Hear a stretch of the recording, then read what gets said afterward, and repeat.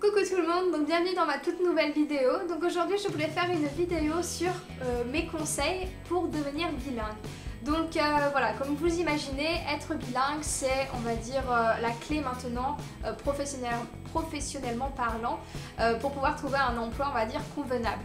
Que ce soit dans votre vie professionnelle ou votre vie personnelle, vous devrez un jour peut-être, enfin, un jour sûrement même, devoir utiliser une autre langue que le français pour vous exprimer. Donc que ce soit pour trouver un emploi, que ce soit pour voyager, voilà, c'est sûr que c'est maintenant, on va dire, important et primordial de connaître au moins l'anglais ou d'avoir au moins des bonnes bases en anglais. Donc c'est ce que cette vidéo fera. Donc aujourd'hui je veux essayer de vous donner le maximum de conseils, donc les conseils que même moi-même j'ai appliqués pour moi lorsque je suis arrivée en Angleterre. Et voilà, je voulais juste vous aider par rapport à ça parce que je sais très bien qu'il est très difficile d'apprendre une autre langue. Et voilà, c'est juste pour vous donner toutes les clés, enfin voilà, peut-être pas toutes les clés, mais en tout cas les clés que moi j'ai utilisées pour moi-même. Et voilà, j'espère qu'en tout cas cette vidéo vous plaira. Donc tout d'abord, avant de commencer mes conseils, je vais juste parler un petit peu de mon histoire. Donc moi, mon histoire avec l'anglais, je parlais essentiellement de l'anglais parce que c'est ce que je parle maintenant, mais ça peut être pour n'importe... Enfin, tous les conseils que je vais donner, ce sera pour n'importe quelle langue du monde, l'espagnol, l'italien, tout ce que vous voulez, l'allemand, le russe, voilà. C'est vraiment, on va dire, des conseils généraux, je sais plus comment on dit, j'ai vraiment du problème avec général. Voilà, donc voilà, juste plein de petits conseils comme ça. Moi, je parlais essentiellement de l'anglais parce que c'est la langue voilà, que j'ai appris jusqu'à maintenant. Donc voilà, en tout cas, ça peut servir pour n'importe qui. Donc mon histoire, on va dire que moi j'ai fait de l'anglais, donc de ma 5e, non de la 6e, ouais, de la 6e à la terminale, donc ma terminale L. Donc voilà, donc c'est vrai que j'ai fait quand même beaucoup d'anglais, enfin j'en ai fait on va dire tout le long de ma scolarité, mais j'étais une vraie nullité, enfin plus nulle que moi je pense que ça ne pouvait pas exister, même mes camarades encore s'en souviennent j'imagine, mais voilà, quand j'étais en cours, enfin je comprenais rien, ça me saoulait, enfin les cours me barbaient, ça m'ennuyait, enfin voilà, j'arrivais pas à... J'arrivais simplement pas à apprendre, j'arrivais pas à apprendre mes cours aussi. Bon, c'est vrai qu'il fallait que j'apprenne mes cours, hein, c'est sûr que je peux en prendre qu'à moi-même. Mais voilà, les cours ne m'intéressaient pas, je trouvais ça vraiment d'un ennui terrible. Donc voilà, c'est vrai que quand je suis arrivée donc au bac, j'ai passé un bac littéraire et je me suis retrouvée avec un 5 sur 20 en anglais. Bon, j'ai eu mon bac, j'ai réussi à me rattraper avec d'autres matières, mais voilà, j'ai quand même eu 5 sur 20 en anglais. Donc on va dire que c'était pas gagné d'avance pour que je devienne bilingue. Donc ça c'est pour toutes les personnes qui pensent qu'elles sont trop nulles pour pouvoir apprendre une langue. Je pense que je devais être beaucoup plus nulle que vous, donc si je peux le faire, vous pouvez facilement le faire aussi. Voilà, donc comme vous le savez peut-être, je vous renvoie à ma vidéo précédente sur comment être fille au pair, vous saurez plus tard. Mais voilà, donc je suis partie donc fille au pair en septembre 2012. Et c'est grâce à ça que je suis devenue maintenant bilingue, que je parle maintenant couramment l'anglais. Ça fait maintenant, donc nous sommes en mai 2015, donc ça va faire environ 2 ans et demi, plus de 2 ans et demi que je vis en Angleterre. Et on peut dire que je suis réellement devenue bilingue, on va dire depuis septembre 2014. Donc il m'a fallu bien 2 ans pour pouvoir proprement parler l'anglais. Donc voilà, il m'a pas fallu 2 mois, 3 mois, ça n'existe pas. C'est simplement, voilà, il vous faut du temps. Il faut du temps pour apprendre une langue, c'est normal. Pensez pas que si vous partez fille au pair, vous serez bilingue en 2-3 mois, c'est pas vrai. Vous connaîtrez peut-être d'autres mots, vous aurez beaucoup progressé sûrement, mais vous ne serez pas bilingue. Donc je pense que c'est quelque chose d'important à savoir parce qu'on n'apprend pas une langue comme ça demande du travail, enfin ça demande de l'entraînement, de choses comme ça, donc juste pour vous, voilà, partez pas avec des illusions. Donc moi ce que j'ai fait donc, pour devenir bilingue, donc, je suis partie fille au pair. Après si vous n'avez pas la possibilité de partir fille au pair, il y a encore beaucoup d'autres conseils, mais je les garde pour plus tard. Voilà, donc partez fille au pair ou dans un autre pays, ou allez vivre, on va dire, dans un autre pays anglophone, germanophone, enfin n'importe quelle langue vous voulez apprendre, c'est le meilleur des solutions. Vous n'apprendrez pas, vous aurez les bases à l'école, mais vous n'apprendrez pas à être bilingue à l'école. Je ne vois pas comment on peut devenir bilingue juste en suivant des cours. Il faut pratiquer, il faut parler, il faut Voilà, il faut être dans la vie de tous les jours et parler. Donc ça c'est pour les filles au pair. Ensuite, si vous êtes fille au pair, fille ou homme au pair, hein, c'est pour tout le monde maintenant. Mais voilà, si vous partez comme fille ou homme au pair ou dans un autre pays, pensez à prendre au moins quelques cours, quelques heures de cours par semaine pour, on va dire, ouais, un peu rafraîchir vos bases, un peu... on dirait que je parle d'une coupe de cheveux, rafraîchir vos bases. Voilà, vous juste vous remémorer un petit peu les bases que vous avez appris en cours. Et voilà, si jamais vous avez des questions à poser au professeur, et ben c'est le meilleur moment de le faire. Si jamais vous avez un mot que vous ne comprenez pas, ben c'est le meilleur moment de le faire. Et spécialement si jamais vous vivez seul, vous êtes, on va dire, vivez seul et que vous n'avez pas la possibilité de demander à quelqu'un de vous corriger, c'est bien d'aller en cours et de pouvoir parler à quelqu'un justement pour demander si vous faites une faute voilà, par rapport à ça ou par rapport à ci. Voilà, donc ensuite, le deuxième conseil que je vais vous donner, enfin le troisième maintenant on va dire, le troisième conseil que je vais vous donner, c'est de regarder des films en anglais. Donc ça c'est pour tout le monde, c'est-à-dire même les personnes qui ne partent pas vivre dans un autre pays pour apprendre la langue. Vous pouvez le faire ça chez vous, donc en France, n'importe où vous habitez, en Belgique, n'importe où. Vous pouvez faire ça chez vous, donc regardez un film en VO, une version originale, sous-titré, c'est toujours mieux, mais sous-titré anglais, ou dans la langue que vous voulez apprendre. C'est bien aussi d'écouter, voilà, dans les premiers temps, peut-être que les premières fois quand vous regardez un film, mettez en VO et avec les sous-titres en français si vous voulez. Mais ce que je vous conseille le mieux, c'est de mettre de regarder en anglais, de mettre la voix en anglais de la série ou du film que vous regardez, et mettre les sous-titres en anglais aussi. Parce qu'en fait, ça va vous permettre d'enregistrer, votre cerveau en fait va se permettre d'enregistrer les mots en fait, et vous allez pouvoir voir comment on orthographie certains mots, et après ça va pouvoir vous montrer en fait comment les phrases sont construites.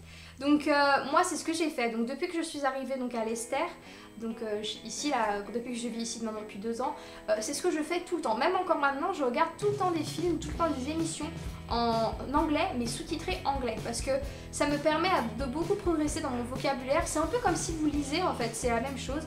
Sauf que moi j'aime pas beaucoup lire, enfin j'ai encore du mal à lire en anglais, enfin c'est pas que j'ai du mal, mais j'ai pas envie. Donc voilà, donc ça me permet d'apprendre en même temps et en même temps d'avoir voilà, d'avoir du fun on va dire, donc c'est cool. Ensuite le quatrième conseil que je peux vous donner, c'est si jamais vous habitez dans un autre pays, demandez aux personnes qui sont avec vous, donc aux Anglais, aux Allemands, n'importe qui est avec vous, qui parle la langue, de vous corriger. De vous corriger, pas vous taper dessus, hein. Mais voilà, de vous corriger si vous faites une erreur, dites-leur, bah voilà, dis-moi, enfin n'hésite pas à me dire si je fais une erreur, n'hésite pas à me dire voilà comment on se prononce un mot, voilà.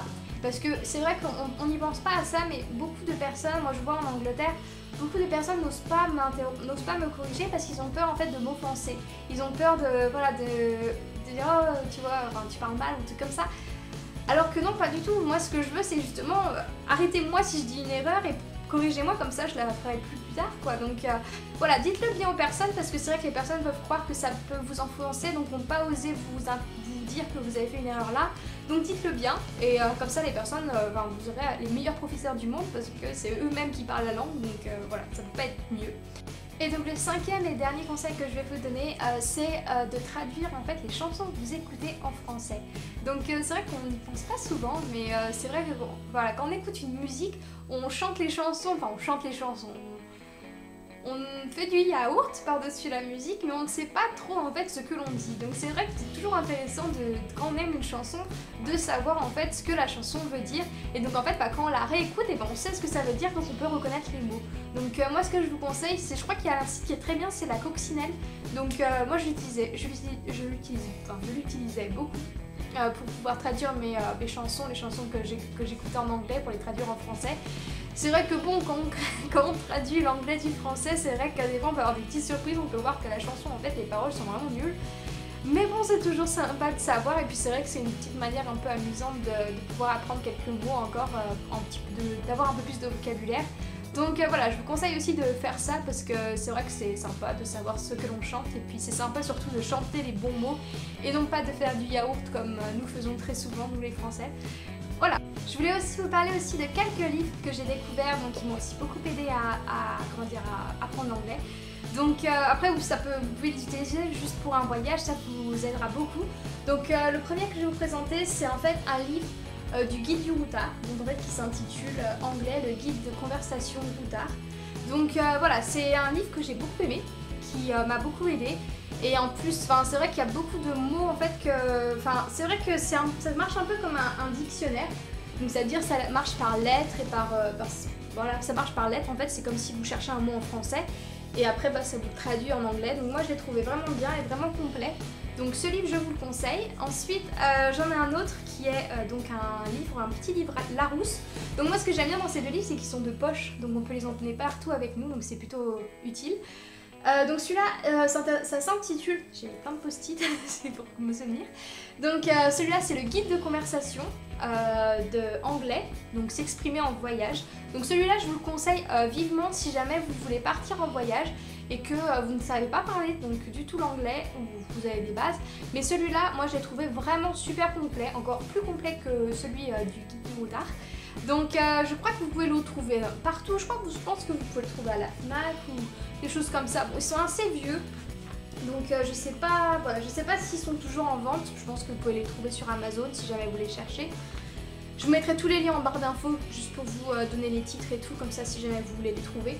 Mais en tout cas voilà, donc c'est vrai qu'il y a, voilà, il y a quand même il y a des petites explications au début, donc en fait ils vous parlent un peu de l'anglais en Australie, de l'anglais en Amérique, les différences qu'il y a entre tout ça, donc c'est vraiment intéressant de savoir ça.